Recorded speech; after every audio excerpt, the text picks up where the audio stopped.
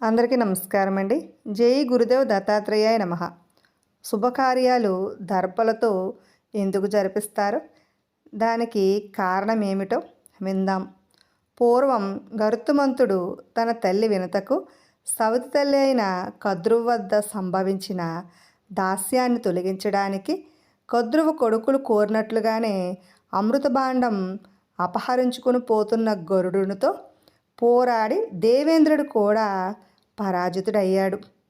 ఆ పైన అమృతం కద్రువు కొడుకులైన సర్పాలు త్రాకకుండా ఉండేటట్లు దేవేంద్రుడితో సమాలోచన జరిపి అమృత భాండంతో సహా కద్రువ కొడుకుల చెంతకు వచ్చాడు.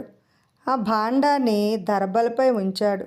మీరు స్నానము అలంకరణ చేసుకుని వచ్చి ఈ అమృతం సేవించండి అని వారితో చెప్పాడు గరుడు. ఆ సర్పాలు అమృతపాలన కుతూహలంతో స్నానానికి వెళ్ళారు. ఇంతలో ప్రచన్నంగా దాగి ఉండని ఇంద్రుడు భాండం తీసుకుని అమరావతి చేరుకున్నాడు. స్నానం చేసి వచ్చిన కద్రువ కొడుకులు భాండము ఆ కొడుకులకు కనిపించలేదు. భాండం ఉంచిన దర్భలను నాకగా వారి నాలుకలు రెండుగా చీలిపోయాయి.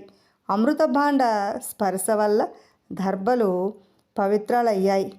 అట్టి దర్భలను శుభకార్యాల్లో వాడటము ఇప్పటికీ కూడా జరుగుతూనే ఉంది. విన్నారు కదండి. ఇటువంటి మరెన్నో ఆసక్తికరమైన విషయాలను, తెలియని మరెన్నో విషయాల కోసం మా ఛానల్ని సబ్స్క్రైబ్ చేసుకోండి. Thanks for watching.